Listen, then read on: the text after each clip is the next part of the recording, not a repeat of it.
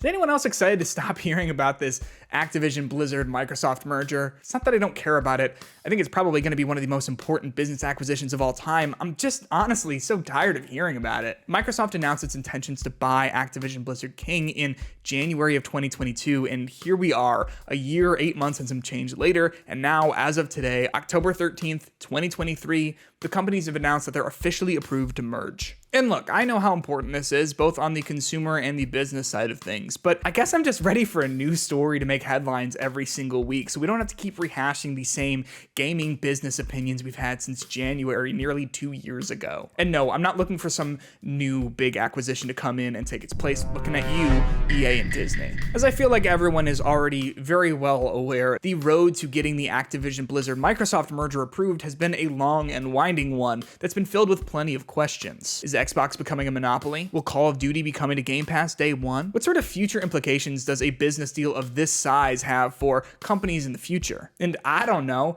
I went to college for film and journalism. I'm not exactly someone you should be coming to with questions about international business law. That said, what I can do with my degree, the journalism side, not the film stuff, is recount everything that's happened and help you understand it a little bit better now that we have a more complete history of the acquisition. It's also worth pointing out that people much smarter than me have already been analyzing this acquisition at every single turn. So if you're looking for well-informed takes and articles on that, I would suggest looking at the work of people like Daniel Ahmed, Stephen Totillo, Kat Bailey, and Rebecca Valentine. Also, before we get started, understand that I'll likely be skipping over a few things for the sake of brevity and telling a more concise history of the merger. If you think I missed something important, make sure to let me know in the comments down below so we can all make sure that we have all of the facts. So let's get into it, shall we? Do you like my mug? It's Animal Crossing, and like as it heats up, the pattern changes. In July 2021, a lawsuit was filed against Activision Blizzard by the state of California after a woman claimed that she and other women in the company face constant sexual harassment and discrimination based on their gender while in the workplace.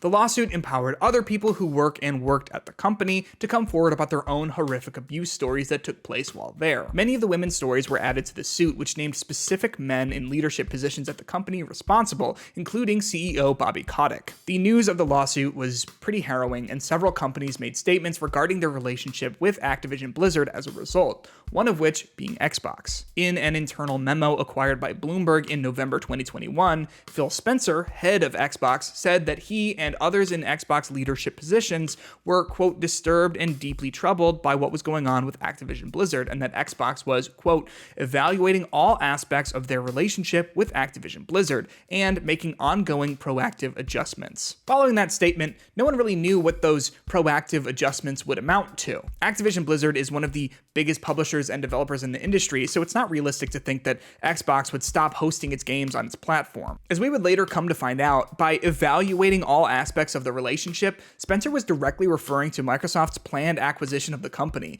though no one knew it yet. In fact, a day after the memo was sent out, Spencer would be meeting with Activision Blizzard execs to propose the merger. Flash forward to January 18th, 2022. Microsoft announces its planned acquisition of Activision Blizzard King for $68.7 billion. If the deal went through, which we know that it eventually does, the acquisition would make Xbox the third largest gaming company in the world in terms of revenue after Tencent and Sony. Because the lawsuits regarding sexual assault, harassment, and discrimination with Activision Blizzard were so fresh, and because Bobby Kotick was still the CEO of the company, all eyes were on Xbox to make a statement about their plans for the horrific corporate leadership that went fairly untouched in the months following the suit. Xbox didn't have much to say about that at the time, unfortunately. Satya Nadella, head of Microsoft, said that he was grateful for the leadership that Kotick had shown and that he was, quote, committed to real cultural change. However, there just wasn't much to suggest that Kotick had any interest in changing things at Activision Blizzard, as he continued to actively antagonize the unions that were trying to form at the company to protect workers from the company's unfair treatment. Xbox, and Phil Spencer specifically, caught a lot of flack from fans for their lack of critical statements towards Kotick. However, it is important to remember that at that time, Xbox had no ownership over Activision Blizzard. They simply announced that the merger was planned. Despite fans calling for Kotick's firing, there wasn't much that could have been done at that point by Microsoft that wouldn't jeopardize the merger for it, though that won't exactly remain the case moving forward. Over the next few months, there wasn't a ton that happened that was worth talking much about, since all the companies involved just worked on filing for the merger. In May 2022, Phil Spencer said that Xbox will recognize Activision Blizzard unions after the acquisition goes through, but nothing else major came to light until August, when Microsoft started making statements to commerce boards around the world. Naturally, many governments were worried that the acquisition would be anti-competitive and turn Microsoft into a monopoly.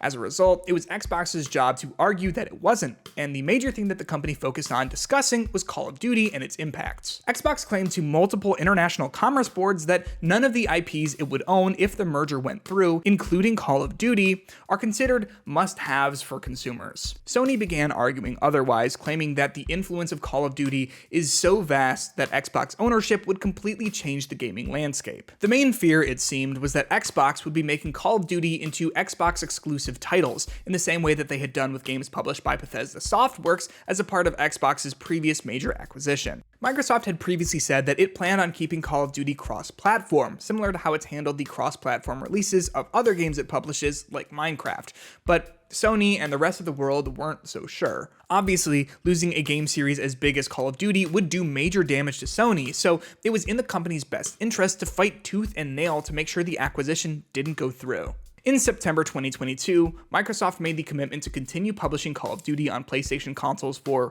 several years after the existing marketing deal that Sony currently had with Activision, which, according to Phil Spencer, goes well beyond typical gaming industry agreements. Jim Ryan, head of PlayStation, revealed that Microsoft would only be adding 3 years of publishing Call of Duty to PlayStation on top of the current deal, and said that the contract was inadequate. In November, Xbox followed up by committing to add 10 more years of publishing the series to PlayStation consoles. In addition to publishing Call of Duty on PlayStation, Phil Spencer announced on December 6, 2022 that Call of Duty would be launching on Nintendo hardware for 10 years as well, a move that seemed a little bizarre at the time given the hardware limitations that Nintendo consoles usually have. The Switch especially has been criticized over recent years for its lack of processing power, making ports of Xbox Series X and PlayStation 5 games challenging for developers. Little did we know that, at the time, Activision was meeting with Nintendo to get a private briefing of Nintendo's new hardware. The meeting came to light in 2023, but it would make sense that if Activision was privy to what Nintendo's follow-up to the Switch was capable of, it would be able to commit to launching versions of Call of Duty on it. Just 2 days after Xbox's pledge to publish Call of Duty on the Switch, the American Federal Trade Commission sued to block the Activision Blizzard merger, citing that the deal would hurt competition in the games industry. In the months to follow, Xbox would fight the case, saying that the merger would actually help competition and not drastically change the major players in the market. Sony continued to argue otherwise, saying that Call of Duty under Microsoft ownership would completely destroy the industry and put Sony out of business, despite Xbox's commitment to launching it across all platforms and Sony's continued purchases of major studios like Bungie. In February 2023, the UK's Competitions and Markets Authority announced that it would be investigating the merger as well, citing that the deal, quote, could harm competition and lead to worse outcomes for consumers. The CMA would eventually approve of the deal later on down the line, but required Microsoft to sell the cloud streaming rights of Activision games to Ubisoft. Getting the deal through the FTC, however, was much messier, although it did take less time. Eventually, Microsoft was approved for the merger by the FTC after more deliberation on July 11th, but leaked information from the trial revealed a lot about Microsoft's future plans for Xbox, including an all-digital, revamped version of the Xbox Series X titled codenamed Brooklyn, the previously mentioned Activision Nintendo meeting in late 2022, and a comment from Phil Spencer about how acquiring Nintendo would be a career-making moment for him, among a laundry list of other leaks. Ever since the FTC approved the merger, we've been just waiting for the CMA to officially approve it, which they did, and now, as of today, October 13th, 2023, Activision Blizzard King are now officially owned by Xbox. Currently, we were told that this year's Call of Duty Modern Warfare 3 and Diablo 4 won't be coming to Game Pass anytime soon, and that we should expect the rest of the Activision Blizzard lineup to start making its way to the service over the course of the next year or so. Circling back to Bobby Kotick, it seems that he'll be remaining as CEO of Activision Blizzard until the end of 2023, and then after that, who knows? Despite his, to be frank, villainy as CEO, he was asked by Xbox to stick around through the end of the year to make the transition as smooth as possible. His leadership oversaw the harassment of multiple women, all recounting stomach-churning events of their experiences at Activision Blizzard, resulting in one woman taking her own life in 2017. Bobby Kotick will leave the company making an estimated $400 million off the sale. Sorry to start and end on such a bleak note, but with Activision Blizzard, that's kind of where they've been. Hopefully, with new leadership in place, Xbox will be able to fix the horrific culture that's plagued the companies, but when things are that deep-rooted, it can be very difficult to employ complete systemic changes without scrapping just about everything and starting over. What Xbox plans to do to address the issues, we have no idea yet, but I'm trying to stay hopeful. As far as my personal take on the thing, I don't know.